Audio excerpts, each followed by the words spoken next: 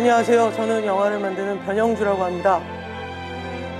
홀로코스트의 참상을 세계인들에게 알린 건 공포의 피난처에서 한 소녀가 써내려간 안내 일기였습니다. 스페인 내전 당시 나치가 저지른 민간인 학살의 참혹함을 파블로 피카소는 게르니카라는 대작에 담아냈죠. 그렇다면 45년 전 이곳 광주에서 벌어졌던 군용 헬기가 실제로 민간인들을 향해 총알을 난사하던 그 엄청난 비극을 가장 먼저 세상에 알려낸 것은 무엇이었을까요?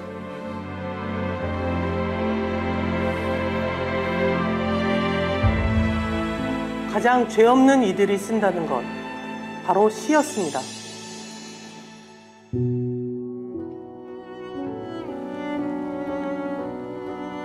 한강 작가는 노벨 문학상 수상 소감에서 이런 질문을 합니다. 과거가 현재를 도울 수 있는가? 죽은 자가 산 자를 구할 수 있는가? 저는 오늘 한강 작가의 질문에 대한 답을 시에서 찾아보려고 합니다.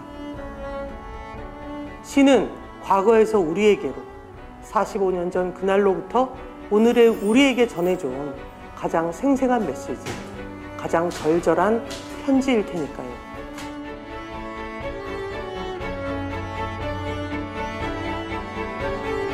박정희 정권의 긴 독재가 막을 내리자 대한민국을 살아가는 평범한 사람들은 누구나 새로운 시대를 기대했습니다. 그 기대는 전국 각지에서 민주화를 요구하는 시위로 구체화됐죠. 서울에서, 부산에서, 대구에서, 광주에서 대학생과 교수들, 시민들의 시위가 이어졌습니다. 하지만 권력을 차지하려던 전두환 신군부는 하나의 타겟을 정합니다. 군부가 일시에 권력을 장악할 수 있는 비상계엄의 핑계가 필요했던 거죠.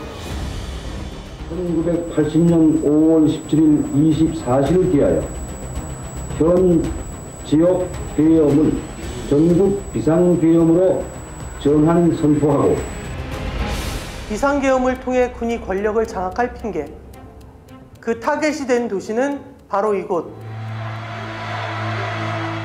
광주였습니다.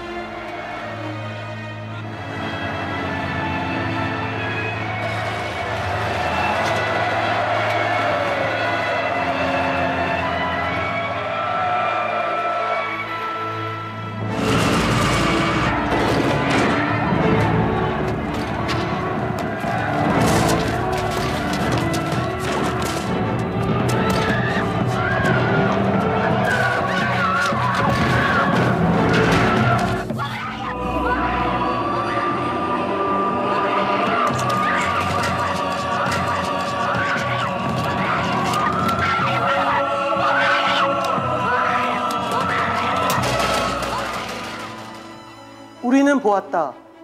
사람이 개 끌리듯 끌려가 죽어가는 것을 두 눈으로 똑똑히 보았다. 그러나 신문에는 단 한 줄도 싣지 못했다.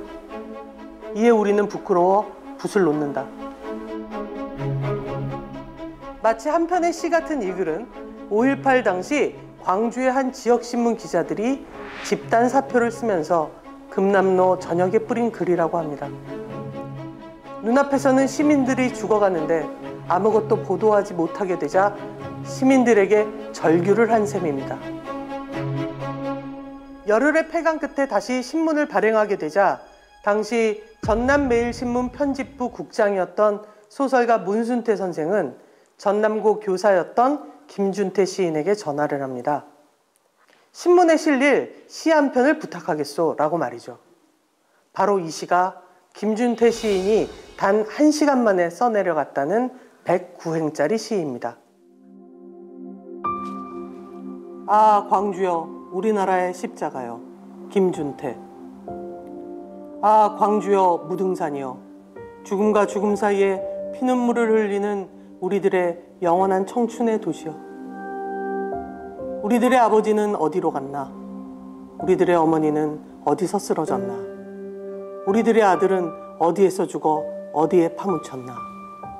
우리들의 귀여운 딸은 또 어디에서 입을 벌린 채 누워있나? 우리들의 혼백은 또 어디에서 찢어져 산산이 조각나 버렸나?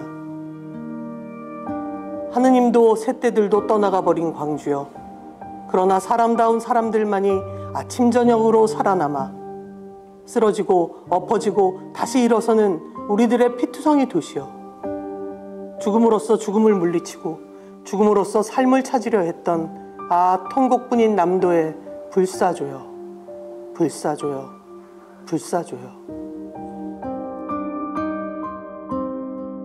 하지만 6월 2일자 전남 매일신문의 일면은 이렇게 빨간 줄로 북북 삭제가 됐고 109행의 시 가운데 33행만이 실렸습니다. 제목도 광주여 우리들의 십자가여가 아니라 광주여로 바뀌었죠.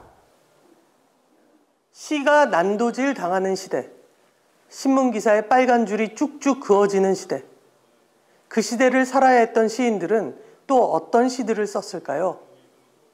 과거에서 온 두 번째 편지, 이번 시는 김남주 시인의 학살입니다. 학살, 김남주. 5월 어느 날이었다. 80년 5월 어느 날이었다. 광주 80년 5월 어느 날 밤이었다. 밤 12시 나는 보았다. 경찰이 전투경찰로 교체되는 것을. 밤 12시 나는 보았다. 전투경찰이 군인으로 교체되는 것을. 밤 12시 나는 보았다. 미국 민간인들이 도시를 빠져나가는 것을. 밤 12시 나는 보았다. 도시로 들어오는 모든 차량들이 차단되는 것을. 5월 어느 날이었다. 1980년 5월 어느 날이었다. 광주 1980년 5월 어느 날 밤이었다. 밤 12시 하늘은 핏빛의 붉은 천이었다. 밤 12시 거리는 한 집 건너 울지 않는 집이 없었고 무등산은 그 옷자락을 말아 올려 얼굴을 가려버렸다. 밤 12시 영산강은 그 호흡을 멈추고 숨을 거둬버렸다. 게르니카의 학살도 이렇게는 처참하지 않았으리. 악마의 음모도 이렇게는 치밀하지 못했으리. 이 시는 김남주 시인이 광주교도소 투옥 중에 쓴 시입니다. 민주화 운동으로 옥에 갇힌 시인이 광주의 비극을 듣고 쓴 시인데요. 그런데 마치 현장을 보고 쓴 것처럼 생생합니다. 지인들이 남긴 말에 의하면 광주교도소가 광주에 진입하는 외곽에 있었기 때문에 깊은 밤 잠을 이루지 못하던 김남주 시인이 직접 광주로 진입하는 장갑차 소리를 들었다고 합니다. 큰일이 일어난 것을 직감했겠죠. 그는 훗날 옥중에서 광주에서 일어난 일을 듣고 그날의 장갑차 소리를 다시 떠올리며 이 시를 썼다고 합니다. 순례, 강형철. 여보, 당신은 천사였소. 천국에서 만납시다.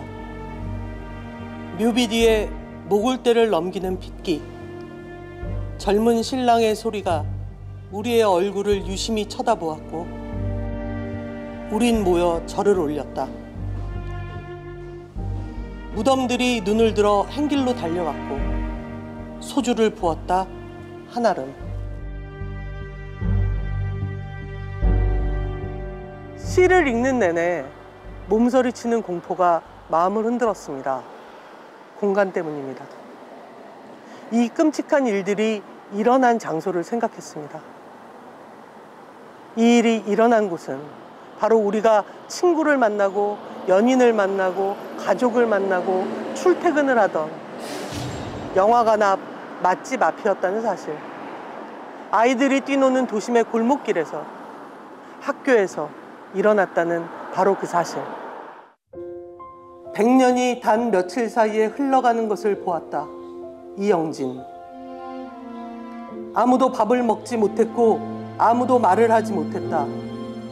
가슴엔 까맣게 타버린 눈물. 그 고독한 돌멩이만 남고 양변기 위에서, 버스 안에서, 교문 앞에서, 국밥집에서, 지하도에서 한 세기에 까맣게 타버린 비탈이나 방송국, 세무서 앞에 서서 모두들 나무처럼 선 채 죽어 있었다. 100년이 단 며칠 사이에 흘러가 버리고 난 뒤에